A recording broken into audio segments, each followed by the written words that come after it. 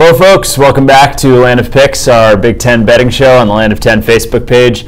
My name's Stephen Petrella. I'm here with Christopher Smith, my co-host as always. Christopher, how are you tonight? I'm doing great. How are you doing today? Good.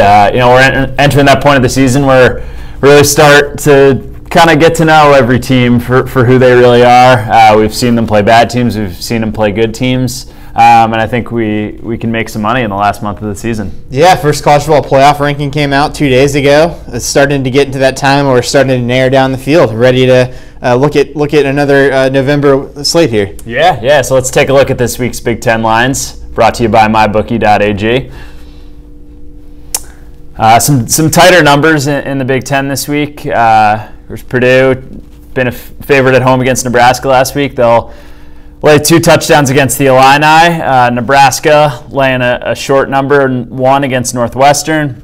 Ohio State, big favorite at Iowa. Iowa's beaten them just once since 1992. Minnesota, Michigan. Michigan made a quarterback change last week. We'll see if they do it again this week. They're laying a little more than 2 touchdowns against Minnesota. Maryland and Rutgers on a neutral field. Maryland laying a short number just under a field goal. That Wisconsin line has shot up from 8.5, 9 to 12.5, 13, depending on where you get it, which is a pretty big move for this early in the week. And then Penn State coming off that devastating loss to Ohio State, laying 8.5 against a ranked Michigan State team. So a pretty good slate of games in the Big Ten this week, for once. Yeah, pretty good week. Yeah, and we should also take a look at last week. Hold myself accountable for what we did. So 2 and 3. Never like to see anything below 500. If you win more than you lose, you're going to have success in the long run. See another loss on Illinois there, Steve. I know. Well, we're back on an Illinois game this week. Michigan made that quarterback change, and it resulted in some points. They ran the ball effectively. Brandon Peters only completed 10 passes in relief of John O'Korn, but he looked effective, and Jim Harbaugh hasn't committed to him yet, but there's really no reason why John O'Korn should ever step on the field again unless he absolutely has to because of an injury or if Peters just falls apart. In that Wisconsin-Illinois game, couldn't quite get the over.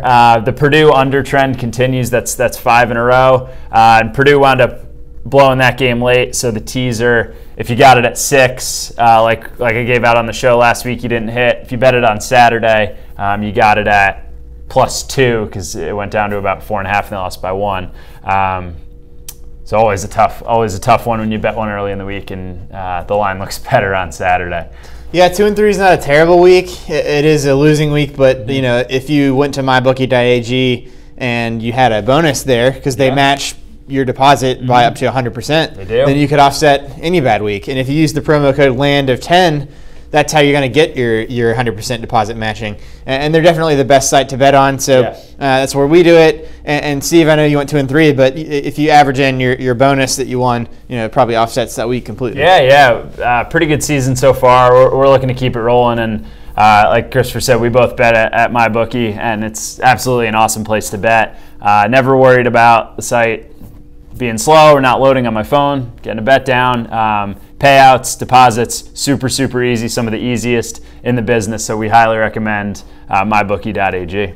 Yeah, and looking at these Week 10 games in the Big Ten, there's some opportunities to make some more money on MyBookie. I'd love to start out, Steve, if you look at Indiana and Wisconsin. I believe Wisconsin is a 13.5-point favorite in this one, a total that seems fairly low at 48.5, but what do you think about this game? Yeah, Wisconsin, I think, has gotten some higher totals because they're very explosive on offense. So their totals have been some of the highest in the Big Ten, 50, 51, 52 the last couple weeks. And they are explosive. Jonathan Taylor, true freshman running back, running behind that great offensive line, looks terrific. He's questionable for this game. I could see them holding him out.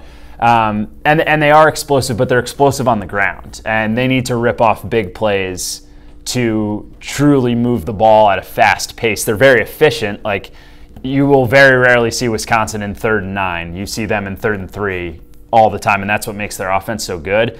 But they don't scare me like an Ohio State scares you. Can really stretch the field. And I think Indiana's front 7 has been really good. They shut down Maryland's running backs, not shut down, but did well to limit them. They shut down Saquon Barkley, Penn State, and they just haven't been able to close games, really.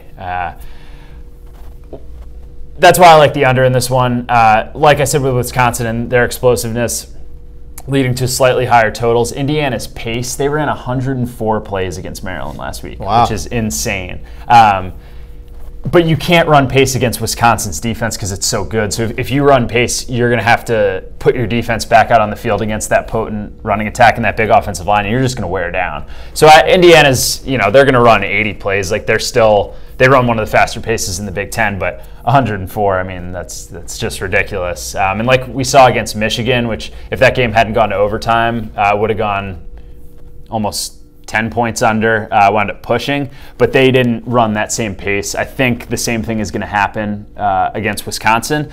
And at 48.5, I like this under. And I think as far as the side goes, the line's moved a lot. I think laying 2 touchdowns on the road, especially against an Indiana team that's lost but played a lot of teams close, is too much for Wisconsin. But Wisconsin has, I think, outperformed what people are. They've outperformed the narrative. So the narrative is they have a really weak schedule, and they're just not good. They're just beating bad teams. But Football Study Hall's like win probability numbers and their scoring margins based on what happened in the game, Wisconsin should have won every game by at least 20 points, and their win probability was 99% in every game they've played. So they've had some sloppy ones against Northwestern.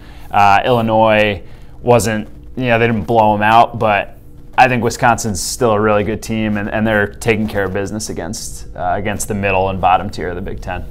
All right, Penn State. They just came off a crushing blow to Ohio State. They're on the outside looking in the playoff picture now, but they are 8.5-point favorite at Michigan State. And are they maybe better than now the value in the market is indicating? Yeah, I think so. Although they did get pretty badly outplayed by Ohio State last week, and Michigan State is also coming off a devastating loss, triple overtime to Northwestern. This line at 8.5, it seems like way too much, which kind of leads me to believe Penn State's going to cover in this game.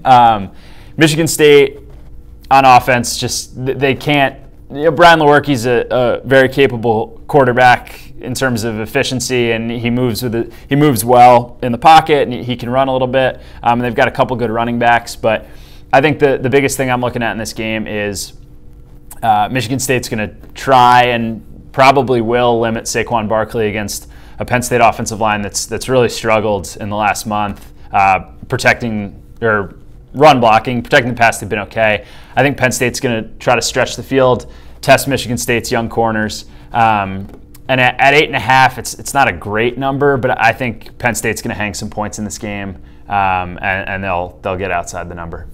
All right, Ohio State coming off a huge win that we just touched on against Penn State. Is this a little bit of a letdown spot at all? They're 17.5-point favorite against Iowa. Yeah, this is like sort of Michigan, Iowa all over again last year. I think I think Michigan was a 2-touchdown favorite last year at Iowa, wound up losing the game outright. So this has kind of weird Iowa City written all over it, but Ohio State's offense just looks too good to think that Iowa has a chance to win this game outright. Maybe they can hang inside the number at 18. They've shown some things on defense, and they held Penn State to one of their lowest total of the season. But I don't know. I don't love the number. Ohio State scored 38 or more points in 6 straight games. In 4 of those games, they've scored 50-plus against the best defense they played all year, Penn State's last season, which was a top 10 unit in S&P Plus coming into the game.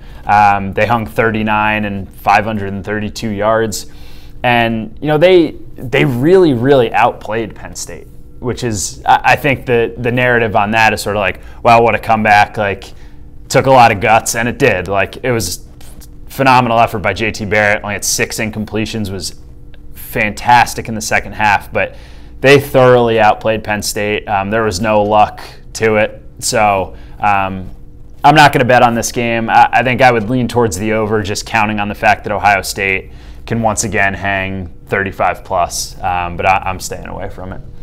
All right, well, I think we love dogs on this show, both underdogs and the actual animals. Sure. They've been very smart all season, made some great picks for us, sometimes even better than our picks. Yep.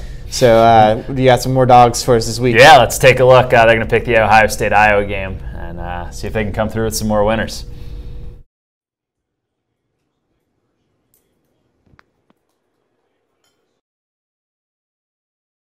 Oh.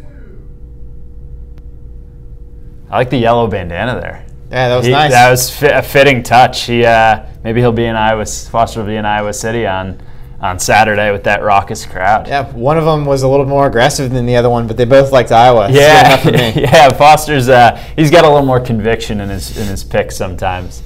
Let's take a look at the rest of my picks for the week and try to win you some money. Again, if you want a good place to bet, mybookie.ag is the place. So, like I mentioned, that Indiana-Wisconsin under. We're going to keep riding this Purdue trend. Illinois again. Illinois is going to ruin it, and I'm so mad. But we've been on the Purdue under for 5 weeks in a row, hit every time. Like I've been saying, the narrative is sort of Jeff Brom had these awesome offenses at Western Kentucky, but he just doesn't have that at Purdue yet. I think they'll get there, and their defense is much, much improved. Illinois is going to ruin it, of course, but one of those things I'm going to keep riding. Going to lay the fairly big number with Penn State against a ranked Michigan State team. I'm counting on Brandon Peters to play for Michigan in this game. Minnesota's defense has been really good, but points have been scored in their games. Their offense is really bad. I think one of the things you can look at for Minnesota is field position, is that their defense, as good as it's been, has constantly been in bad field position situations because their offense just can't move the ball. So I think Michigan with Brandon Peters should be able to score some points in this game like they did against Rutgers. And then Rutgers, who at this point I actually have in my numbers rated about a point better than Maryland. Maryland's had a ton of injuries. They're on their third or fourth quarterback, depending on what you count him as. And this Rutgers team has looked a lot better. They can run the ball. They can stop the run. So I'm gonna take Rutgers at 2.5, and I would consider the money line there too. Great start to the month for Rutgers. Steve picks them in his picks, and they flipped a QB, I believe, last night. Yeah, it's a 4-star QB from Miami. Chris Ash, I'd say. I know, right? Yeah. Chris Ash is doing some things there. They'll always have a tough time in the Big Ten East going against the Ohio State, Michigan, Penn State, Michigan State, but I think Chris Ash can get that program to bowl eligibility pretty consistently. So I'll ride with the Scarlet Knights this week. Yeah, well, I can't wait to get the action down. Got to hurry and go to mybookie.ag before this weekend and the games start, but that's what I'm going to do right now. Yeah, yep. Use the promo code LAND10. They'll match your deposit up to 100%. Thanks for joining us, folks. We'll see you next week. Remember, gamble responsibly.